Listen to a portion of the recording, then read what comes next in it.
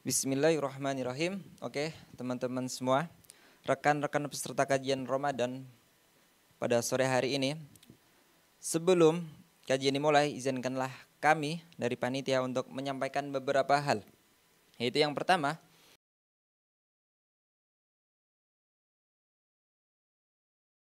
peserta kajian dimohon untuk mematikan mikrofon selama kajian berlangsung. Yang kedua, peserta kajian dimohon untuk dapat menyalakan kamera apabila sinyal mendukung. Yang ketiga, peserta kajian dapat mengajukan pertanyaan dengan mengangkat tangan, mengetik pertanyaan baik di room chat, Zoom ataupun live chat YouTube. Oke, sebelumnya saya akan buka terlebih dahulu. Bismillahirrahmanirrahim. Assalamualaikum warahmatullahi wabarakatuh. Inna hamdalillah nahmadu wa nasta'inuhu wa nastaghfiruhu wa na'udzu billahi min syururi anfusina wa min sayyiati a'malina. May yahdihillahu fala mudhillalah wa may yudhlil fala hadiyalah. Asyhadu an la ilaha illallah wa asyhadu anna Muhammadan abduhu wa rasuluh, amma ba'du. Segala puji bagi Allah yang telah memberikan kita nikmat ya, sehingga kita dapat berkumpul dan bertemu melalui kajian online ini. Di mana kalian bisa berada di tempat ini, yaitu merupakan sebuah hidayah ya, hidayah dari Allah Subhanahu wa taala gitu kan. Sebuah nikmat kemudian juga merupakan sebuah hidayah. Karena barang siapa yang diberikan nikmat, yang diberikan hidayah kepada Allah, maka tidak ada seorang pun dari seorang hamba yang dapat menyesatkannya. Dan barang siapa yang disesatkan oleh Allah Subhanahu wa taala, maka tidak ada seorang pun dari sekian manusia yang dapat memberikan hidayah gitu. Karena hidayah hanya dari Allah Subhanahu wa taala. Kemudian salawat serta salam tidak lupa kita panjatkan kepada Nabi Allah Nabi Muhammad sallallahu alaihi wasallam. Karena berjuangannya lah, karena pengorbanan beliau kita dapat melaksanakan ibadah gitu. Kita dapat merasakan nikmat ibadah yang sebenarnya ketika zaman Rasulullah itu dan para sahabatnya itu mereka tidak bisa merasakan ibadah seperti pada zaman sekarang itu, yang dimana ibadah pada zaman sekarang itu sudah lebih leluasa gitu. Oke, itu alhamdulillahirabbil alamin.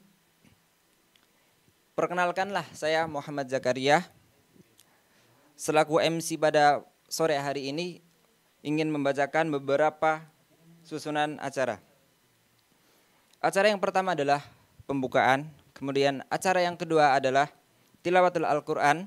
Kemudian acara yang ketiga adalah kajian hadis arba'in, yaitu tentang menelisik apa kata hati gitu. Yang insya Allah akan dibawakan oleh Ustadz Tajul Muluk. Dan acara yang terakhir insya Allah akan ada penutupan gitu. Memasuki acara yang pertama yaitu pembukaan. Mari kita buka kajian pada sore hari ini dengan membaca basmalah. Bismillahirrahmanirrahim. Oke. Kemudian acara yang kedua adalah tilawatul Al-Quran.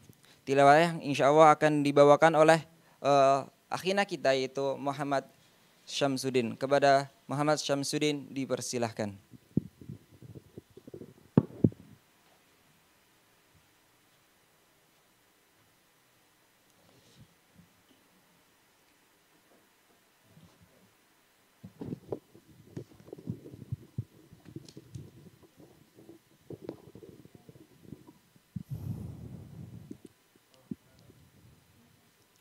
Assalamualaikum warahmatullahi wabarakatuh.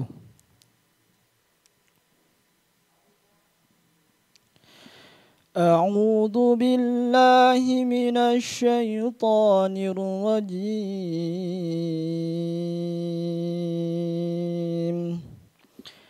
Bismillahirrahmanirrahim.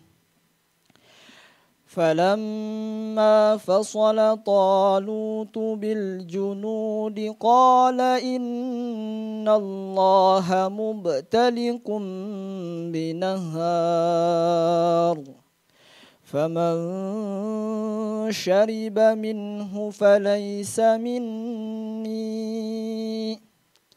ومن لم يطعمه فإنه مني إلا من اغترف غرفة بيده فشربوا منه إلا قليلا منهم فلما جاوزاه هو والذين آمنوا معه قالوا لا طاقة لنا اليوم بجالوت وجنوده قال الذين يظنون أنهم ملاقو الله كم من فئة قليلة غلبت فئة كثيرة بإذن الله والله مع الصابرين ولما برزوا لجالوت وجنوده قالوا ربنا أفرغ علينا صبرا وثبت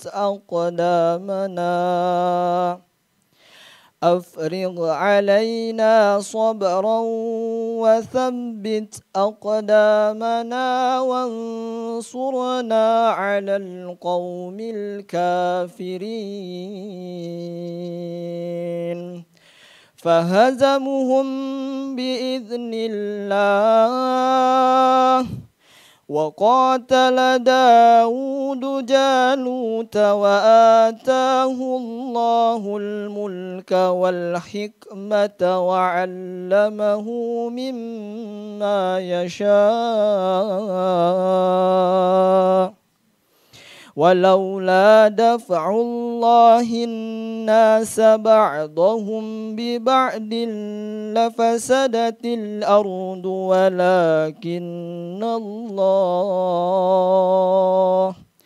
ولكن الله ذو فضل على العالمين تلك آيات الله نتلوها عليك بالحق وإنك لمن المرسلين صدق الله العظيم السلام عليكم ورحمة الله وبركاته.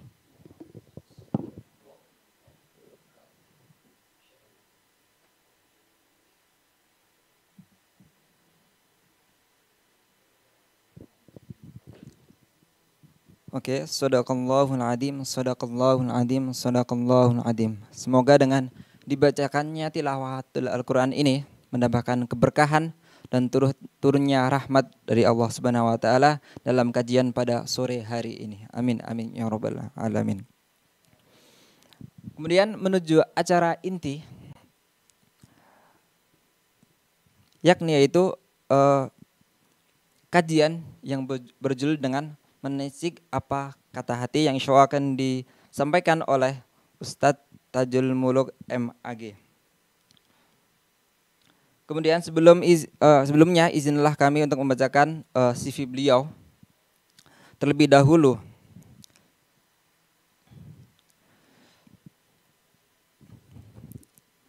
Nama Tajul Muluk MAG, tempat tanggal lahir adalah Bangkalan 15 Juli 1982.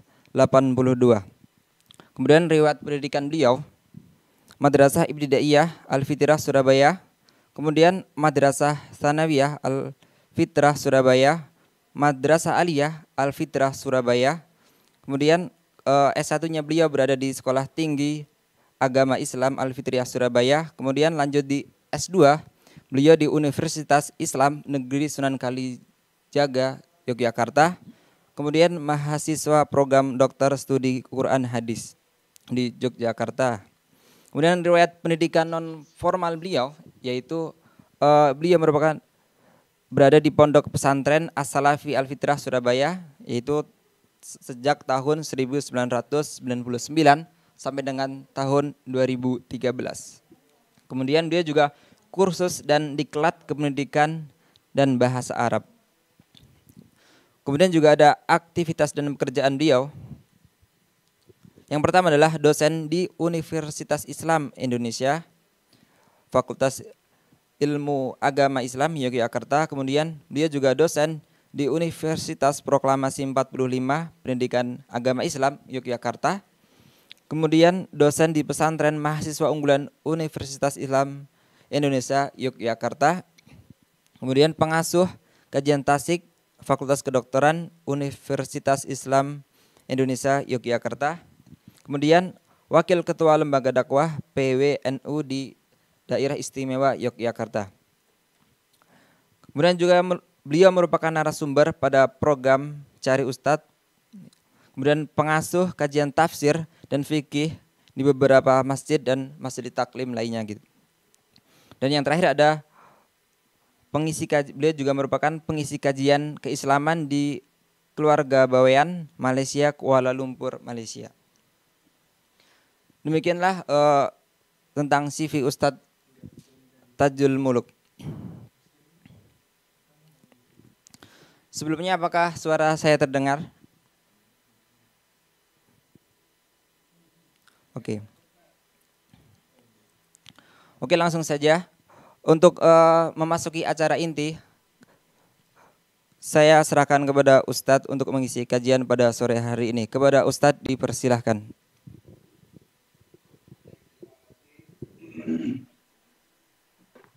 Assalamualaikum warahmatullahi wabarakatuh.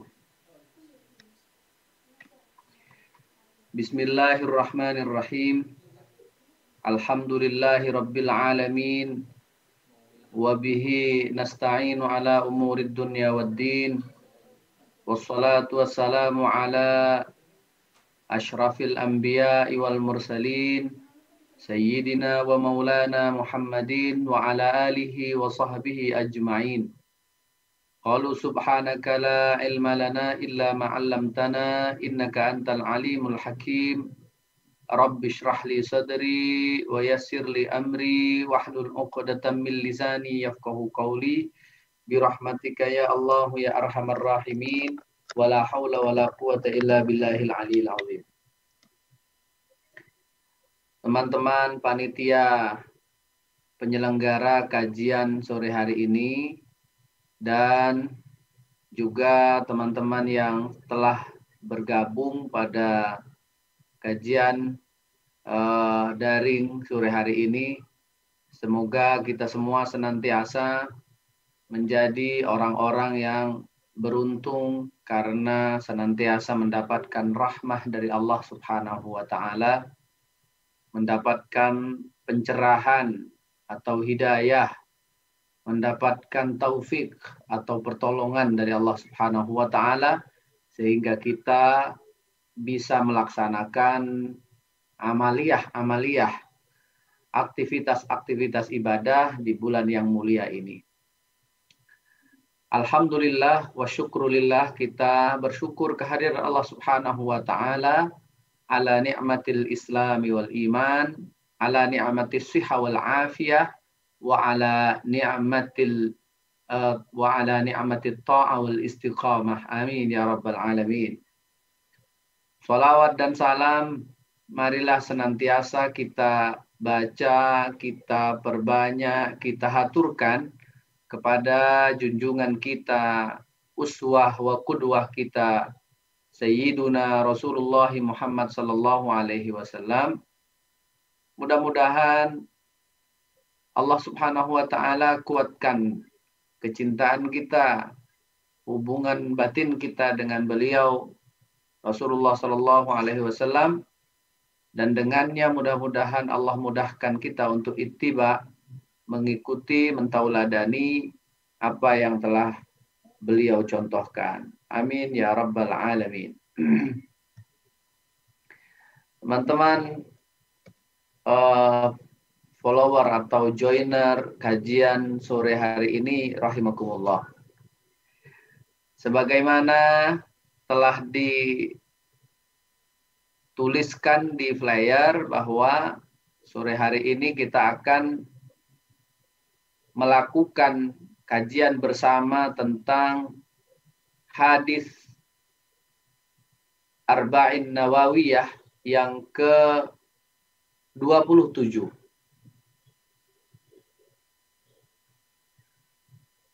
Hadis ini berkenaan ya, dengan keseharian kita, dengan kehidupan kita selaku orang-orang yang mengikrarkan keimanan kepada Allah dan Rasul-Nya. Bagi orang yang beriman kepada Allah dan Rasul-Nya, setiap perilaku itu harus berada di bawah naungan fi zilli atau tahta zilli al-kitabi was sunnah, berada di bawah naungan, di bawah tuntunan Al-Quran, di bawah tuntunan As-Sunnah. Demikian seharusnya ketika kita mengaku beriman kepada Allah dan Rasul-Nya dengan mengikrarkan dua kalimat syahadah, asyhadu an la ilaha illallah wa asyhadu anna Muhammadar Rasulullah, maka pembuktian dua syahadah tadi adalah dengan cara berusaha sekuat tenaga, berusaha semaksimal kemampuan kita untuk patuh, tunduk, dan mengikuti apa yang telah digariskan oleh Allah dalam Al-Quran dan apa yang telah dituntunkan dan dicontohkan oleh Rasulullah Sallallahu Alaihi Wasallam di dalam sunnah-sunnahnya.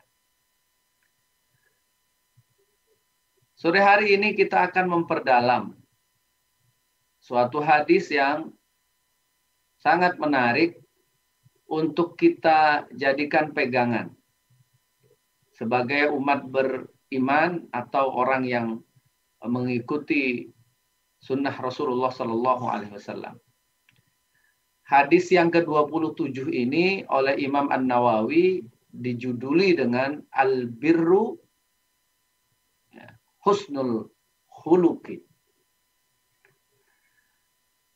Anin Nawas bin Sam'an, diceritakan dari sahabat Nawas bin Sam'an radhiyallahu, semoga Allah meridhai, anhu Nawas bin Sam'an. Anin Nabi sallallahu alaihi wasallam, dari baginda Rasul Muhammad sallallahu alaihi wasallam. Qala, Rasulullah bersabda, al-birru husnul khuluq, wal ithmu ma hanaka fi nafsika wa karahta ayyat li'a alaihin nas. Perbuatan baik itu adalah bentuk nyata dari pekerti yang luhur. Jadi kalau kita ingin dianggap atau termasuk orang-orang yang memiliki pekerti yang luhur, maka yang harus kita lakukan pertama kali adalah melakukan kebaikan. Karena kebaikan itu adalah bentuk bukti dari keberadaan kita sebagai orang yang memiliki pekerti atau akhlak yang luhur. Al-birru husnul khuluq. Wal ithmu, kebalikannya, kalau tadi kebaikan maka sekarang keburukan, atau ithmu itu disebut dengan keburukan yang berpotensi menjadi dosa batiniyah kita. Wal ithmu ma haka fi nafsika, sesuatu yang membuat kita tidak nyaman, ya, membuat hati kita gelisah. Ma haka fi nafsika, yakni asyai'ul ladzi yurithu nafratan fil qalbi. Jadi sesuatu yang membuat kita kepikiran terbebani dalam hati itu mesti dosa. Wa karihta, tanda berikutnya tentang dosa itu selain membuat hati gelisah adalah wa karihta, dan kita menjadi tidak suka. Tidak suka bagaimana? Ayat toli'a alaihin nasu. Kalau sampai ada orang yang mencoba menelisik, mencari tahu kita, bahasa gaulnya, ada orang yang yang kepo. Kita nggak suka kalau ada orang yang kepo kepada kita, kepada perbuatan yang kita lakukan. Maka itu pertanda kalau kita itu sedang melakukan atau terjebak kepada perilaku dosa. Ini hanya dirasakan oleh orang-orang yang newbie melakukan kesalahan. Jadi kalau orang masih newbie, pelaku dosa tapi dia newbie, ya, orang baru, biasanya dia masih punya rasa khawatir kalau sampai ada orang tahu. Tapi berbeda, orang yang sudah profesional menjadi pelaku dosa, biasanya perasaan tidak senang orang lain tahu itu tidak ada sama sekali. Maka orang yang demikian ini kemudian di dalam Al-Quran disebut al-mujrim. Ya. Mujrimun. Nah, biasanya mujrimun ini bukan lagi tidak punya rasa terganggu, tidak punya rasa tidak nyaman kalau ada orang tahu dia melakukan kesalahan dan dosa. Justru dia dengan senang hati, dia bikin flyer, bikin pamflet, bahkan ngajak-ngajak orang untuk melakukan dosa yang sama seperti yang ia lakukan. Jadi ada sisi positifnya pada redaksi terakhir tadi itu. Bagi orang yang masih merasakan gelisah, tidak nyaman, merasa dia ini terbebani kalau sampai ada orang tahu, berarti itu pertanda masih ada iman di dalam hatinya, sehingga dia merasa tidak nyaman kalau ada orang tahu dia melakukan dosa. Lanjutannya, wa an Wabidah bin Ma'bad. Wa an Wabidah bin Ma'bad radhiyallahu taala anhu. Semoga Allah meridhai Wabidah. Dia berkata, ataitu Rasulullah sallallahu alaihi wasallam. Suatu ketika aku mendatangi, nek cara Jawane, kula sowan datang Kanjeng Rasul Muhammad sallallahu alaihi wasallam. Faqala, kemudian Rasulullah langsung berkata kepada Wabidah bin Ma'bad, jikta tas'al anil birri. Wabidah, apakah kedatanganmu ini untuk bertanya tentang albir kepadaku? Qultu, lalu aku menjawab, kata Wabidah, na'am. Nggih ya Rasul, saya hendak bertanya tentang albir yang engkau jelaskan itu. Lalu Rasulullah menjawab, qala, kalau begitu istafti galbak. Coba Wabidah, kau cari tahu apa yang dirasakan oleh hatimu. Tanya, mintalah fatwa kepada hatimu. Lagi-lagi, qalbun yang masih bisa memberikan fatwa yang netral di sini adalah qalbun yang masih ada iman di dalamnya. Maka kalau kita tanyanya sama hati yang betul-betul gelap, maka jawabannya pasti akan penuh dengan kegelapan. Berbeda dengan hati yang masih ada iman di dalamnya, maka pasti jawabannya adalah jawaban kegelisahan atas perilaku buruk dan ketenangan dan kebahagiaan atas perilaku baik. Istafti qalbak, kata Nabi. Coba kau tanya, cari tahu, minta fatwa kepada hatimu. Yang jelas, ciri-cirinya kata Nabi, albirru, kebaikan itu adalah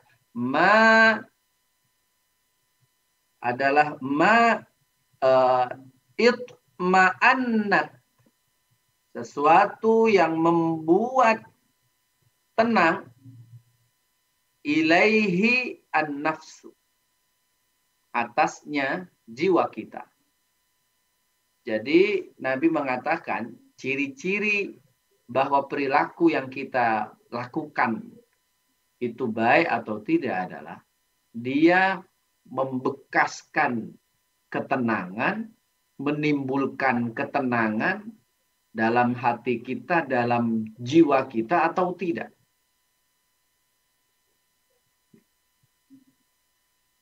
Watma anna ilaihil galbu, dan menenangkan hati. Ini ciri-cirinya.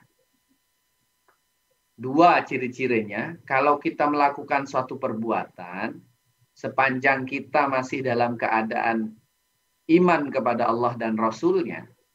Kalau kita melakukan perbuatan, lalu setelah melakukan perbuatan itu, perasaan yang timbul di dalam hati adalah ketenangan, adalah kenyamanan, adalah kebahagiaan, ayem, tentrem.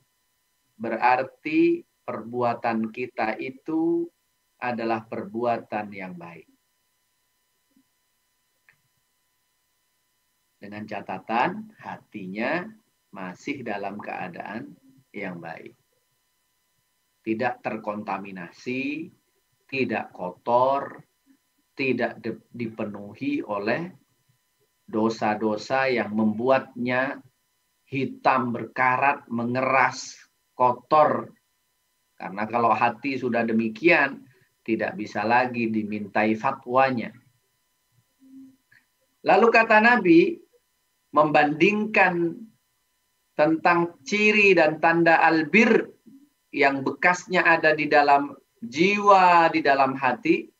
Nabi mengatakan, wal ifmu, sedangkan dosa itu, mahaka fin nafsi, sesuatu yang menghimpit, yang membuat hati kita menjadi gelisah.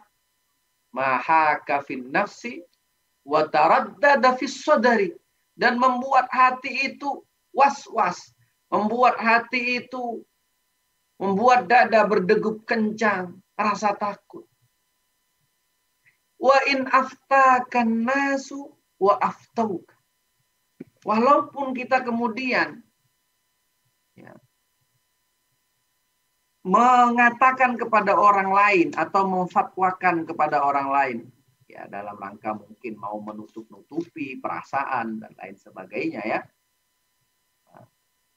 tidak menampakkan itu, ataupun orang lain wa'aftuka, orang lain membuat kita menjustifikasi kita, itu tetap saja membuat kita itu merasa tidak nyaman.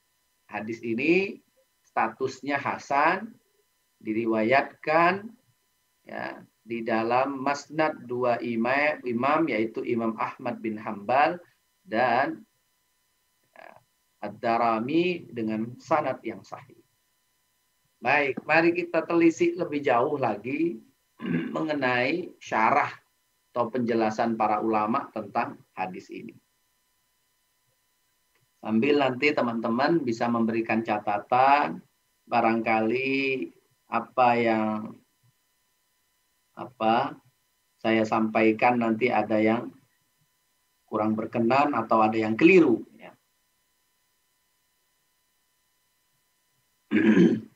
Di dalam penjelasannya, yaitu Syarah Arba'in Nawawi yang ditulis oleh Al-Imam Ibnu Daqiqil Aid.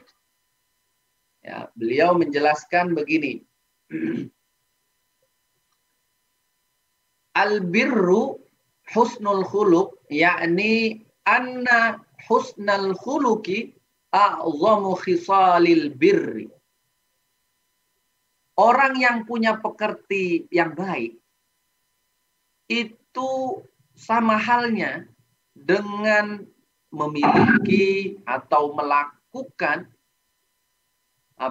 sebaik-baik bagian dari perilaku yang baik. Jadi kalau ada sekian banyak bentuk perilaku yang baik, maka punya akhlak yang mulia itu dia termasuk bagian dari punya amalan yang baik itu.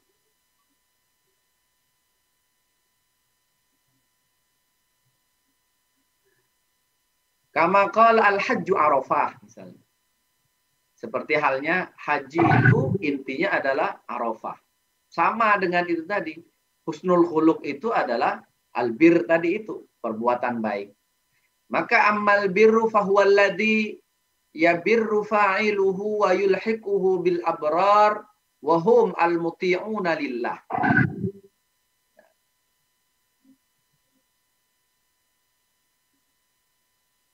Maka orang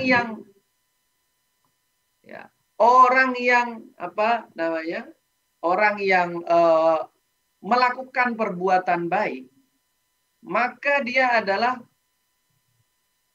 albirrul ladzi yabirru fa'iluhu, adalah orang yang kemudian diperbaiki atau kualitas dirinya itu menjadi berubah, naik menjadi lebih baik. Wa yulhiquhu bil abrar, karena dia derajatnya naik, kualitas dirinya naik, maka dia kemudian menghantarkan atau amal perbuatannya, husnul khuluqnya tadi itu menghantarkan dirinya pada level orang-orang yang baik. Siapa al-abrar itu? Al-muti'una lillah, orang-orang yang taat kepada Allah Subhanahu wa ta'ala. Jadi kalau bahasa kita gini ya, orang itu kalau ingin pansos yang baik, ya itu gampang sekali. Caranya adalah ini pansos yang ini pansos yang recommended by syariah. Pansos yang recommended by syariah itu adalah pansos yang direstui oleh langit, yang diridhoi oleh Allah Subhanahu wa ta'ala. Caranya gampang. Kalau orang kepengen strata sosialnya naik, gampang. Dengan cara memperbaiki kualitas komunikasi, interaksi dengan siapapun. Itu pasti akan naik.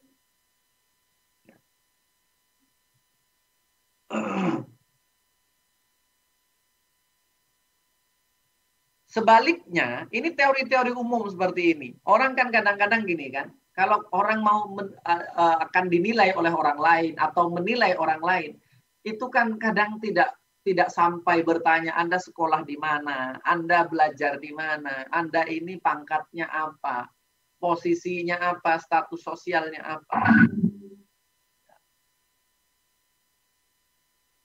Ya, karena apa? Karena nanti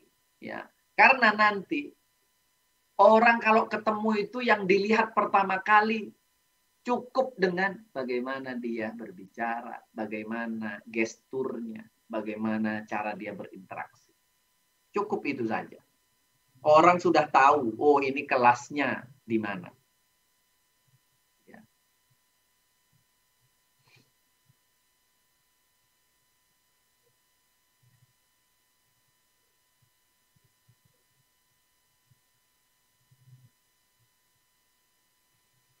Lalu kata Ibnu Daqiqil Aid, beliau mengatakan, wal muradu bi husnil khuluqi al insaf fil muamalah war rifqi fil muhawalah wal adli fil ahkam wal badli fil ihsan. Ya, coba. kalau kita kepengen termasuk orang yang ciri-cirinya punya husnul khuluq, pertama, kalau dalam konteks muamalah kita itu insaf. Apa insaf itu? Nah, ini penting nih insaf. Mahiyal insaf. Ma ma'nal insaf. Ya. Insaf itu dia tidak terburu-buru untuk memberikan untuk memberikan tanggapan-tanggapan dalam pembicaraan-pembicaraan. Jadi dia sabar, tidak nyela-nyelani pembicaraan orang, ya. Jadi dia senantiasa memberikan kesempatan berbicara, lawan bicaranya itu bisa selesai dulu, ya. Bisa selesai dulu, lalu dia gilirannya berbicara. Dan juga dia kalau berbicara itu mesti dia memilih, ya, dia menseleksi materi-materi yang ia bicarakan itu baik dan tidak. Lalu warifqi fil muhawalah. Jadi dia selalu punya punya toleransi. Dia bisa berupaya memahami orang lain. Ya, kalau dia hendak melakukan interaksi dengan orang lain. Wal adli fil ahkam. Kalau dia kebetulan menjadi penguasa atau menjadi orang yang punya otoritas di satu lembaga, atau bahkan dia ketika menjustifikasi orang lain, dia menjustifikasinya dengan adil. Wal badli fil ihsan. Kalau dalam hal yang baik, dia loyalitasnya sangat tinggi. Dia all out kalau dalam hal-hal baik. Maka inilah ciri-ciri dari orang yang memiliki husnul khuluq atau pekerti yang luhur. Begitu ya, yang dimaksud dengan husnul khuluq oleh Rasulullah Shallallahu Alaihi Wasallam yang menjadi salah satu bentuk al-birru. Al-birru itu penting untuk kita upayakan sebagai umat Nabi Muhammad Shallallahu Alaihi Wasallam, karena al-birru itu adalah perilakunya al-abrar. Siapa al-abrar itu? Al-muti'una lillah. Orang-orang yang senantiasa taat kepada Allah Subhanahu wa ta'ala. Baik, itu pengantar dari saya. Silakan teman-teman, barangkali ada catatan-catatan yang hendak disampaikan. Dengan senang hati kita akan bersama-sama mendiskusikan ya materi hadis ini. Ini adalah hadis yang sangat menarik. Ya, bagaimana kita selalu memposisikan hati sebagai tempat bertanya atas perbuatan-perbuatan kita, dampaknya ya, di hati itu membuat kita tenang atau tidak, membuat kita gelisah atau tidak. Keduanya itu menjadi penanda perbuatan kita itu baik atau tidak, itu ada asarnya, ada bekasnya di hati. Jika perbuatan itu baik, maka akan membuat dan membawa ketenangan di dalam hati, di dalam jiwa kita. Tetapi apabila perbuatan itu tidak baik, maka itu akan membuat gelisah hati kita. Kegelisahan yang kita alami, ketenangan yang kita alami di hati kita, di jiwa kita, sepanjang hati dan jiwa kita masih ada keimanan di dalamnya. Kalau hati orang-orang yang telah, mohon maaf, ditutup oleh Allah Subhanahu wa ta'ala karena setelah mengeras, kotor, berkarat, lalu mengeras, hatinya tidak lagi berfungsi memberikan fatwa, maka pertanyaan-pertanyaan seperti tadi itu, apakah tenang atau gelisah, itu menjadi tidak ada maknanya, tidak ada artinya. Baik, mungkin ada yang bisa membantu jadi moderator atau langsung ke saya. Silahkan teman-teman bisa mengajukan pertanyaan atau memberikan catatan-catatan. Baik.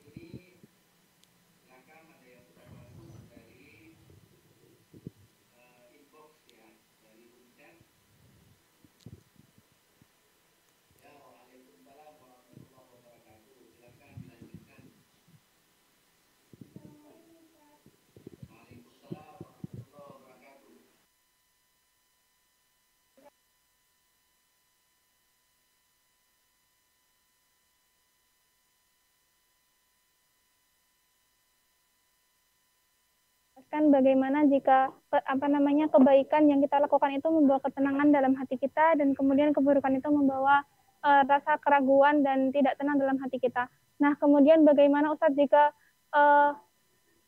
kami ini yang mungkin imannya masih sangat rendah begitu Ustadz, untuk melakukan hal-hal yang mungkin itu berdosa gitu ya, baik itu dosa kecil atau dosa besar, sama sekali tidak merasa ini salah gitu Ustadz. Jadi gimana ya? Saya setelah mendengar banyak nasihat yang Ustadz sampaikan begitu, tapi saya bingung gitu bagaimana caranya agar ketidaktenangan dan keraguan untuk melakukan dosa itu ada dalam hati kita Ustadz ketika kita akan melakukan sebuah maksiat seperti itu. Baik, Ustadz. baik. Ya, sudah bisa dipahami. Baik, barangkali langsung saja ya. Yang langsung saja kita jawab ya. Jadi hati itu bisa memberikan fatwa, ya. Tidak semata-mata hati itu kosongan dalam arti apa? Hati itu harus diisi terlebih dahulu, ya. Hati itu harus diisi terlebih dahulu. Oleh apa? Oleh pengetahuan. Karena percuma yang membuat hati kita itu bisa memilih atau tidak. Itu kalau kita sudah melakukan instalasi, ibaratnya begini. Kalau di PC kita, di handphone kita, di gadget kita, ada program tertentu yang bisa digunakan untuk menseleksi atau ada antivirusnya. Baru kita tahu, ya, baru kita tahu bahwa sesuatu yang masuk itu malware atau tidak, itu bisa ketahuan. Tapi bagi orang yang hatinya kosong dari pengetahuan, tentu dia tidak akan mampu untuk menseleksi. Apakah yang ia lakukan itu baik atau tidak, benar atau tidak. Itu yang pertama. Yang kedua itu para ulama seringkali mengingatkan kita bahwa syukur yang penting kepada Allah itu diantaranya adalah syukur tentang hidayah. Hidayahnya Allah itu setelah, jadi ada beberapa lapis hidayah. Ada hidayah dari tidak beriman menjadi beriman.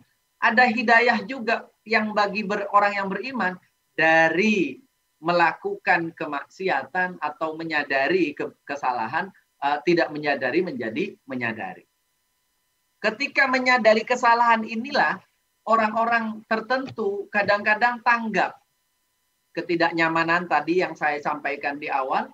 Dalam penjelasan hadis tadi, kalau itu tidak diabaikan, maka alarm ketidaknyamanan itu akan terus berulang, datang lagi. Tapi berbeda bagi mereka yang mengabaikan alarm itu. Kalau alarm ketidaknyamanan ketika melakukan kesalahan itu diabaikan, lama-lama alarmnya akan hilang, tidak akan berbunyi lagi. Maka di situ kata dalam lagu itu ya, lost doll, akhirnya lost doll. Ya. Akhirnya tidak ada pengingat lagi. Ketika melakukan kesalahan, langsung saja dia hantam habis begitu.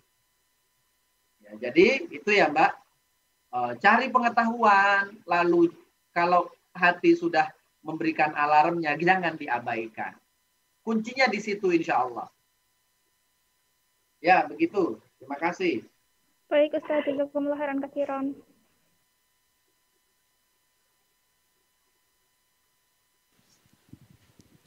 Oke, terima kasih. Terima kasih kepada Ustadz yang telah menyampaikan materi pada sore hari ini. Dan terima kasih kepada bagi penanya.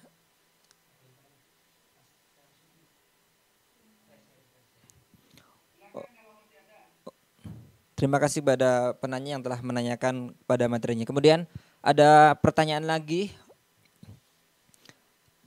oleh Muhammad Syamsuddin ya. Kepada Muhammad Syamsuddin dipersilahkan.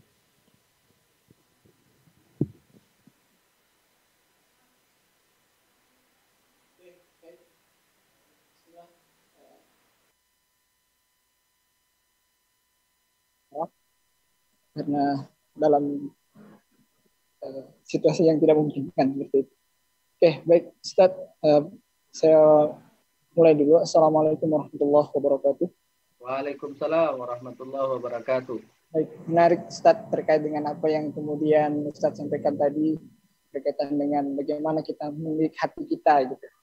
Apalagi ketika kita melihat bagaimana ya hal yang kemudian terjadi gitu ya. Apa yang kemudian kita perbuat ada hati kita juga berperan di sana seperti itu ya Ustaz. Ya. Nah, begini Ustaz, saya ingin bercerita terkait dengan di tempat saya. Saya dari Kalimantan Ustaz, dari pelosok desa gitu. Jadi ingin bertanya Ustaz. Jadi kebiasaan di tempat saya seperti itu. Walaupun di bulan Ramadan atau mungkin di luar bulan Ramadan, itu masyarakat di sana setiap malam sepulang habis kerja pasti bermain judi Ustaz. Nah seperti itu Ustaz. Bahkan di bulan suci Ramadan gitu. Di bulan-bulan saat ini begitu Ustaz. Nah berkaitan dengan hal ini gitu. Tadi Ustaz sampaikan bahwa ya ketika Allah tidak menurunkan hidayah pada kita gitu ya, kepada orang atau sekelompok orang itu ya, maka hatinya akan ditutup seperti itu. Hatinya tidak akan dibukakan lagi seperti itu. Nah, berkaitan dengan apa yang kemudian terjadi di lingkungan saya seperti itu, Ustaz. Saya juga pernah memberikan argumen atau mungkin menyampaikan bahwa judi ini dilarang seperti itu. Nah, tapi ya wallahu alam gitu, Ustaz. Masih saja terjadi seperti itu. Nah, itu bagaimana nih Ustaz solusinya buat saya gitu atau mungkin buat masyarakat di desa saya. Begitu Ustaz. Afwan. Wassalamualaikum warahmatullahi wabarakatuh. Waalaikumsalam warahmatullahi wabarakatuh. Ya, alhamdulillah antum beruntung punya kegelisahan seperti itu. Ya, tinggal dirawat dan dimanage sedemikian rupa. Dalam hadisnya Nabi mengatakan idza ra'a ahadukum munkara falyughayyir biyadihi fa illam yastati' fa bilisanihi fa illam yastati' fa biqalbihi dzalika at'aful iman al hadits au kama qala. Kalau kita melihat hal-hal yang tidak baik, yang mungkar, maka kalau kita punya kemampuan, maka rubahlah itu dengan kemampuan kita, dengan kekuasaan kita, dengan kuasa kita. Jika tidak, maka dengan lisan kita ingatkan, kita nasihatkan. Jika tidak, minimal kita gelisah dan mengingkari. Rawat ingkar itu, Mas. Jadi harus dirawat keingkaran itu. Jangan sampai dalam hati kita membenarkan hal-hal yang mungkar. Qulil haqqa walau kana murra. Yang baik walaupun pahit harus tetap disampaikan. Bagaimana caranya? Mungkin bertahap. Ini yang penting. Dari poin yang ingin saya sampaikan ini. Kita juga harus mengukur ya strategi kita supaya efektif. Jangan sampai niat baik kita kemudian patah di tengah jalan. Apa yang bisa kita lakukan? Kita riset dulu. Dari sekian banyak siapa yang bisa kita pengaruhi? Mungkin kalau yang lebih tua sulit. Yang memungkinkan untuk dipengaruhi adalah orang-orang yang di bawah kita. Entah di bawah kita dari aspek usia atau dari aspek strata sosialnya. Yang kira-kira dia bisa dengerin kita. Lalu bisikkan di dalam bisikkan ke telinganya, beri dia pengertian bahwa al-laghwu, entah itu judi beneran atau main gaplek ya untuk sekedar hiburan. Ya, itu lama-lama akan membuat orang menjadi mengabaikan hal-hal yang baik yang harusnya dia lakukan. Belum lagi dia termasuk menyanyiakan waktu, menyanyiakan umur. Sebenarnya, kalau kita kalau di masyarakat urban ya, menghabiskan waktu dengan judi itu, jalannya banyak. Ada yang dengan seharian main gadget, main game saja. Entah itu ada unsur judinya atau sekedar hiburan. Tapi sama halnya itu menyia-nyiakan waktu. Kalau tentang judi, ya jelas bahwa judi itu adalah perbuatan yang dilarang oleh Allah Subhanahu wa Ta'ala. Maka kadang-kadang saya berpikir begini, kalau kita yang ada di daerah seringkali suaranya lantang sekali, mengkritik sana sini, tapi kadang-kadang kita tidak kuasa untuk melakukan perubahan-perubahan walaupun itu kecil di lingkungan kita sendiri. Waliyadzubillah. Maka barangkali kita bisa memulainya lingkungan-lingkungan sekitar kita dengan cara-cara yang baik, dengan cara-cara yang santun, karena maksudul a'zam dari dakwah kita, dari nasihat kita adalah perubahan, adalah bisa diterima dengan baik sehingga memunculkan perubahan-perubahan. Mungkin itu Mas Muhammad Syarifuddin. Silakan jika masih ada yang lain.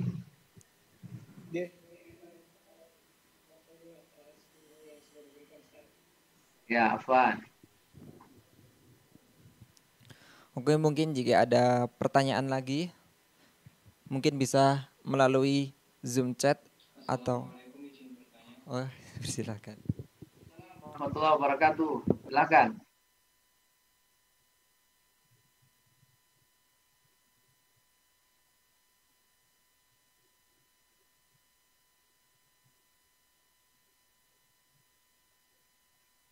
Ya, silakan, Mas.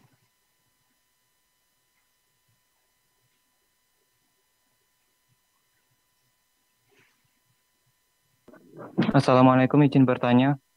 Waalaikumsalam warahmatullahi wabarakatuh. Silakan. Saya Nur Fikri Khulub, izin bertanya kepada Ustadz Tajul.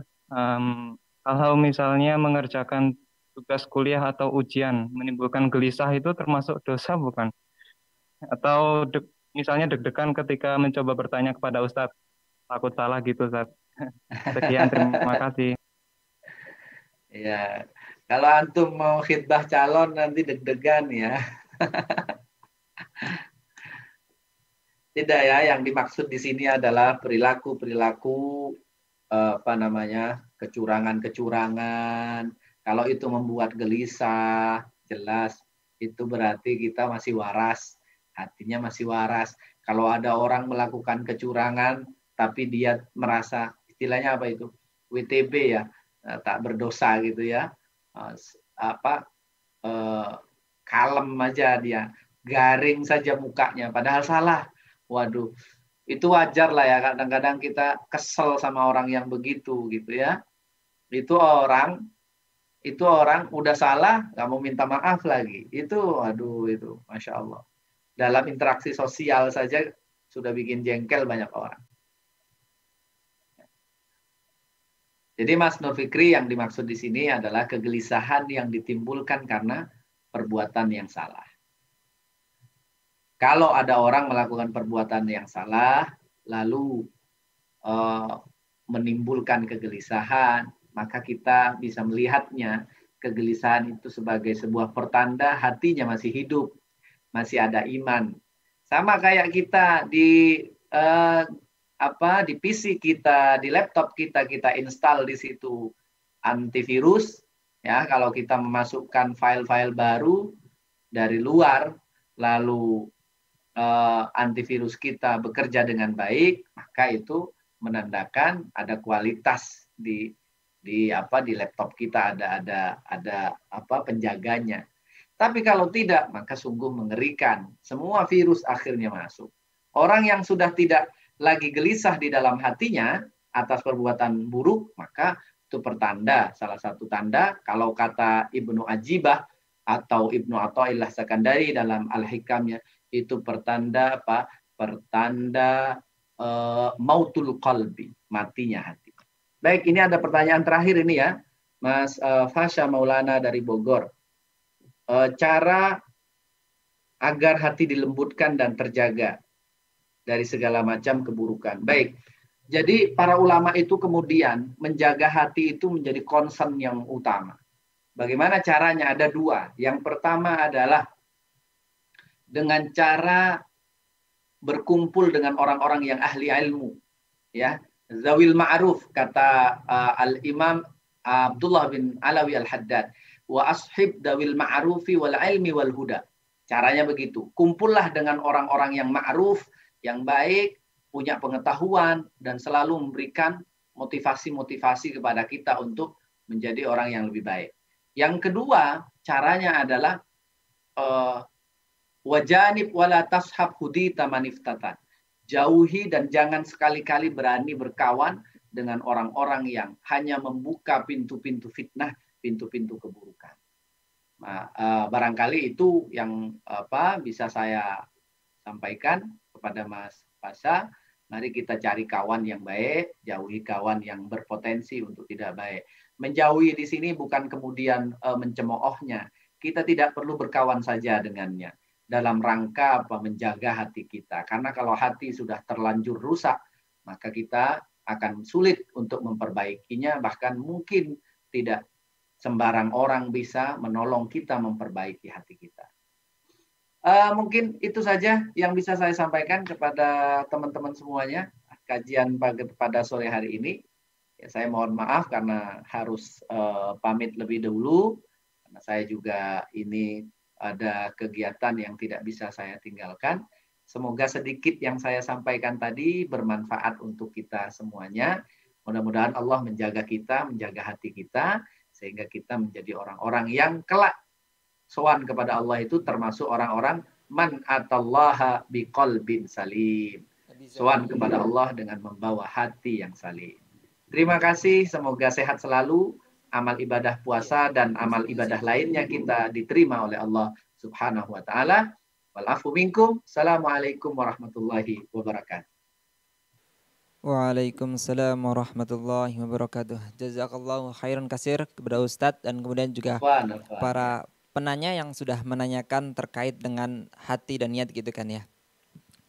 Oke, langsung saja menuju acara terakhir yaitu penutupan.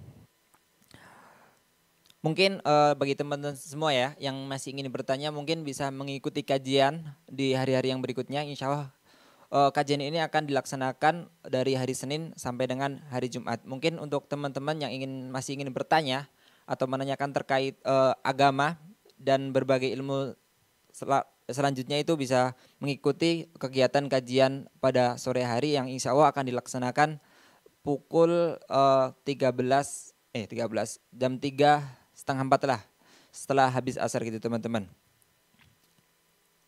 Baiklah, alhamdulillah sampailah kita kepada ujung acara itu penutupan gitu.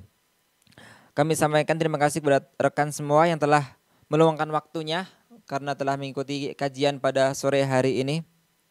Kemudian mengingatkan kepada rekan dan teman semua untuk tidak lupa mengajak saudara atau mungkin teman-temannya untuk mengikuti kajian pada sore hari ini. Informasi kegiatan mungkin bisa diakses melalui kampus Ramadan UNY dan mungkin bisa melalui YouTube gitu. Terakhir saya sampaikan mohon maaf sebesar-besarnya jika ada kesalahan kata atau mungkin salah perbuatan dari saya sendiri. Saya selaku MC undur diri. Terima kasih. Wabillahi taufik wal hidayah. Assalamualaikum warahmatullahi wabarakatuh.